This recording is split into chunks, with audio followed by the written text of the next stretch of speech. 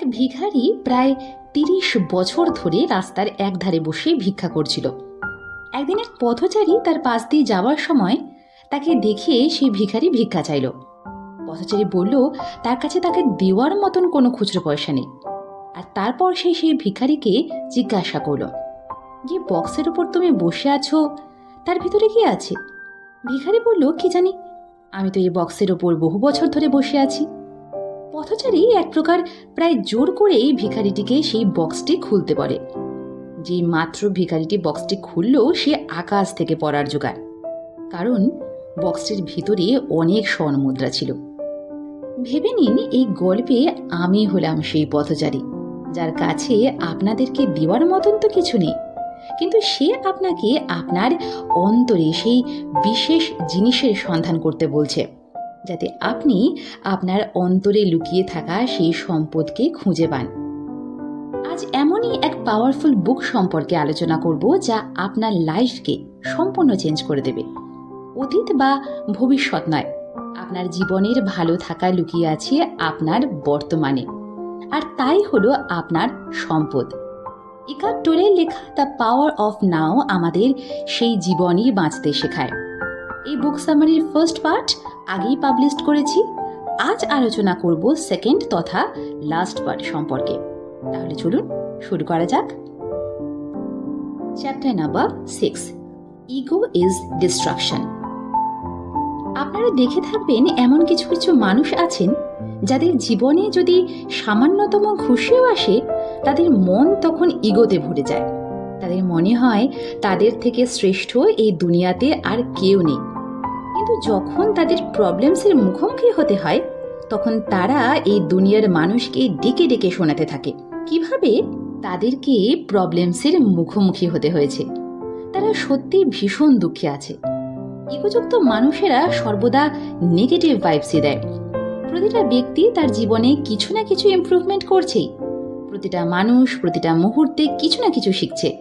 যদি আপনি শান্তভাবে যে সকল সারপ্রাইজেস যা কিছু আপনি পেয়েছেন তাই সম্মান করেন, তো তা আপনাকে অতুলনীয় ব্যক্তিতে পরিণত করে। অপরদিকে ছোট্ট কোনো কথায় যদি অনেক বেশি খুশি হয়ে পড়েন আপনি, আর আপনার মনে হয় যে আপনার সামনে কেউ দাঁড়াতে পারবে না, যা আপনি করতে পারবেন তার কেউ পারবে না, আপনার থেকে শ্রেষ্ঠ তো কেউ হতেই পারে না, যখন এমনটা ফিল হওয়া শুরু হয়ে যাবে, তখন বুঝে নিন আপনার পতন শুরু হয়ে গেছে। এমন ব্যক্তির সাথে কথা বলতে কেউ ভালোবাসে না। মানুষ আপনার সামনে তো আপনার সাথে কথা বলে নেবে, কিন্তু আপনার পিছনে এটাই বলবে যে আপনার মধ্যে যথেষ্ট ইগো আছে। ইগোইস্টিক ব্যক্তি ধীরে ধীরে সময়ের সাথে পতনের দিকে অগ্রসর হয়। তাকে রেসপেক্টও করা হয় না। এই জন্য নিজ জীবনে ইগোকে আসতে দেবেন না। আপনি যতই সাকসেসফুল হয়ে যান না কেন, সর্বদা হাম্বল থাকুন। এর দ্বারা কি হবে জানেন? সিচুয়েশন যখন খুব ভালো হবে তখন আপনি ভালো অবস্থায় থাকবেন। যদি সিচুয়েশন খারাপও থাকে, তখনও আপনার মনোবল সঠিক থাকবে। মানুষও আপনাকে সাহায্য করার জন্য তৈরি থাকবে, কারণ খুশির সময় আপনি আপনার খুশি মানুষের সাথে ভাগ করে নিয়েছিলেন। আপনি কাউকে আপনার ইগো দেখাননি। এইভাবে যখন দুঃখের সময় আসবে, মানুষ বুঝবে যে আপনি একজন অতুলনীয় ব্যক্তি। আপনি তো সাহায্য পাওয়ার অধিকারী। Chapter number 7, feel the energy of universe. অনেক মানুষ এমনও হয় যারা সর্বদা এনার্জিতে পরিপূর্ণ। যত খুশি লাফা, ঘুরে বেড়া, কাজ করে নিক, বোরই হন না। আর আমরা তাদের দেখে স্তম্ভিত হয়ে পড়ি যে ইনি কত এনার্জেটিক ব্যক্তি। আর আমরা একটু কাজ করি বোর হয়ে পড়ি। আর এরা সেই কাজই দীর্ঘ সময় পর্যন্ত করতে থাকে, তবুও চিন্তিত হয় না। কিন্তু এমনও কখনো কখনো সময় আসে যে আমরা আমাদের ইচ্ছার কোনো কাজ করি, সেই কাজ করে আমরা খুশি অনুভব করি, আর আমরা সেই কাজ দীর্ঘ সময় পর্যন্ত করে চলি। যখন আমাদের খেয়াল হয়, তখন আমাদের মনে হয় আমরা আমাদের কাজে এত বেশি ডুবে গেছিলাম, আমরা সময়ের খেয়ালই করিনি। বাকি মানুষ আর আমাদের মধ্যে কোনো পার্থক্য নেই। পার্থক্য শুধু এটা, যে কাজে আমাদের ইন্টারেস্ট আছে তা করবার সময় আমাদের খেয়াল থাকে না। আর যেই কাজ করতে আমাদের বোর লাগে, তা করবার সময় এক এক মিনিটও 1 ঘন্টার মতন লাগে। এর অর্থ নিজের এনার্জিকে চ্যানেলাইজ করতে হবে। এনার্জি তো আমাদের মধ্যেই আছে, তাকে ইউজ কিভাবে করতে হবে আর তাকে বোরিং কাজের জন্য কেমনভাবে চ্যানেলাইজ করতে হবে তাও আমাদের হাতে আছে। আপনি কোনো বোরিং কাজ করার 25 থেকে 30 মিনিট পরে আপনার মনের মতন কোনো রিফ্রেশিং সং শুনতে পারেন, কোনো রিফ্রেশিং ড্রিঙ্ক নিতে পারেন, যার ফলে আপনার এনার্জি ফিরে আসবে। বারবার যখন 25 থেকে 30 মিনিটের পরে 5 মিনিটের জন্য ব্রেক নেবেন, তখন আপনি বেশি বোর ফিল করবেন না। আর একদিন এমন আসবে যখন আপনার এই 5 মিনিটের রিফ্রেশিং কিছুর প্রয়োজনই পড়বে না, কারণ আপনার ব্রেন এই সব কিছু করবার জন্য ট্রেন্ড হয়ে যাবে। সাথে সাথে যা কিছু আপনার জীবনে প্রেজেন্টে ভালো ঘটিত হবে তার জন্য ইউনিভার্সকে থ্যাংক ইউ বলুন।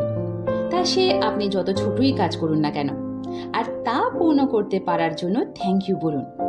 ছোট ছোট বিষয়ে গ্র্যাটিটিউড দিলে নিজের মধ্যে আপনি ভালো অনুভব করবেন, এনার্জি নিজে থেকেই ফ্লো হতে থাকবে, আর আপনার এমন অনুভূতি হবে যে আপনি বাকিদের থেকে আলাদা নন।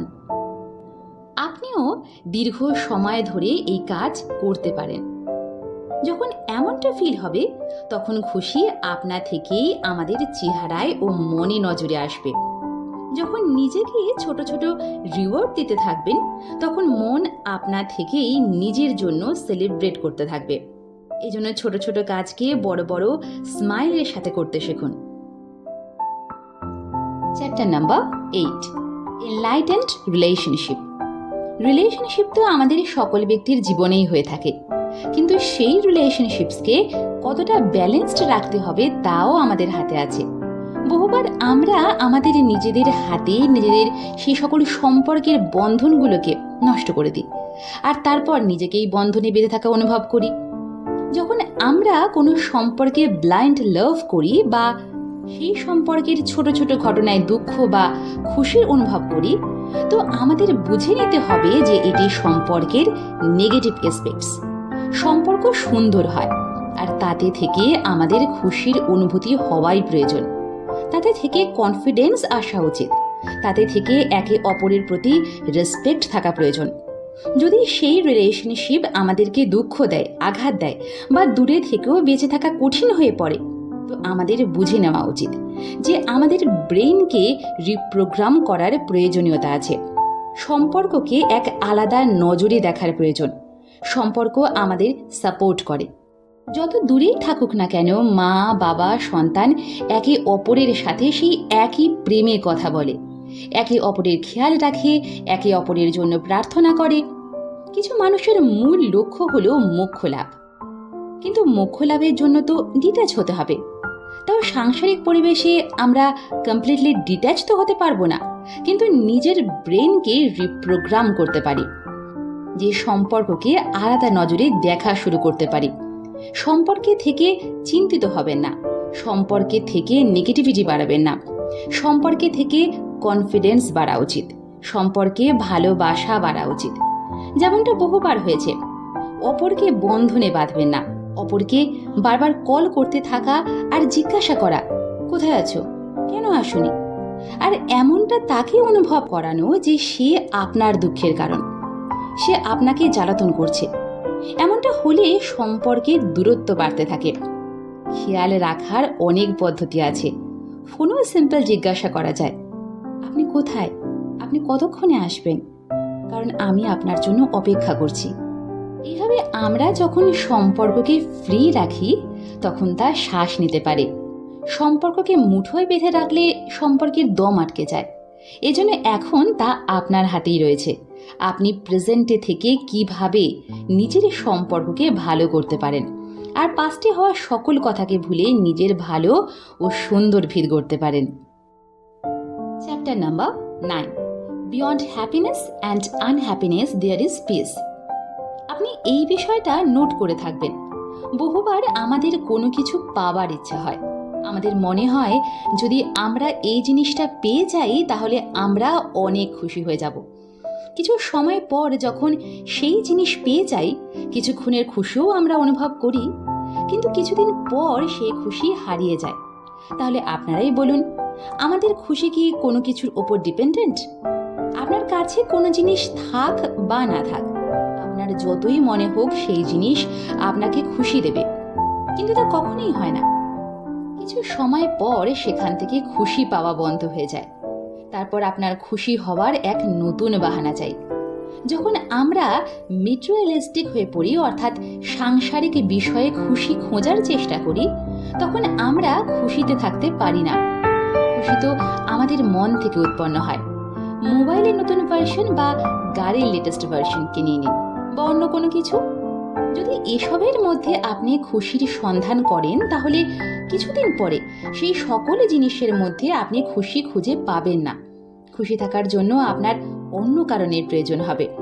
যেদিন আপনি কোনো কিছু না পেয়েও খুশি থাকবেন, কোনো কিছু হারিয়ে গেলেও হাসতে পারবেন, তখন বুঝে নিন আপনি শিখে গেছেন কিভাবে শান্তি বজায় রাখতে হয়।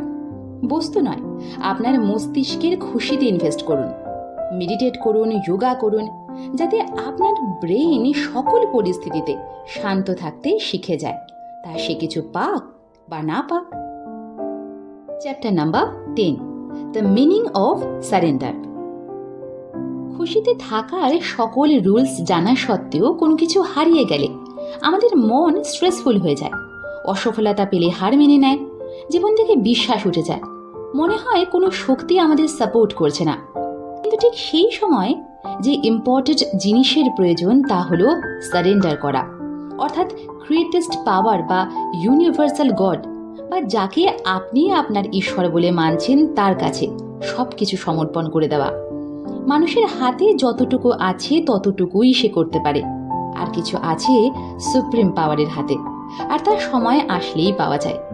যতক্ষণ সেই জিনিস হচ্ছে না ততক্ষণ নিজেকে দুঃখে ডুবিয়ে দেওয়া, স্ট্রেসফুল হয়ে যাওয়া, নিজের জীবনকে শেষ করে দেওয়ার ব্যাপারে ভাবা, এটা আমাদের জন্য সঠিক নয়। এসব কিছু আমাদের মনোবলের ভিতকে নাড়িয়ে দেয়। কিন্তু যখন আমাদের আস্থা ঈশ্বরের প্রতি থাকে, তখন আমরা অনুভব করতে পারি সিচুয়েশন যত ভুলই হোক না কেন, এক না একদিন তা সঠিক হয়ে যাবে। আর এটাই আমাদের মনের শক্তি। মনের শক্তিকে প্রতিটি পরিস্থিতিতে বজায় রাখা খুব প্রয়োজন, আর তা স্পিরিচুয়ালিটি থেকেই আসে। তাই ডেইলি যতটা সময় বের করতে পারেন নিজের স্পিরিচুয়ালিটিকে অবশ্যই দিন, যাতে আপনার মন শান্ত থাকতে পারে, আর সেই সাথে সুপ্রিম পাওয়ারে আপনার শ্রদ্ধা থাকতে পারে, আপনার মনোবল বজায় থাকতে পারে। এই অডিও বুক শোনার জন্য আপনাদের অনেক অনেক ধন্যবাদ। আপনাদের এই অডিও বুক কেমন লাগলো তা অবশ্যই আমায় কমেন্টের মাধ্যমে জানাতে ভুলবেন না। আপনাদের কমেন্ট যখন পড়ি তখন মনে হয় আমার আপনজনেরা আমারই সামনে বসে আমার প্রশংসা করছে। So thank you so much for your great support and love.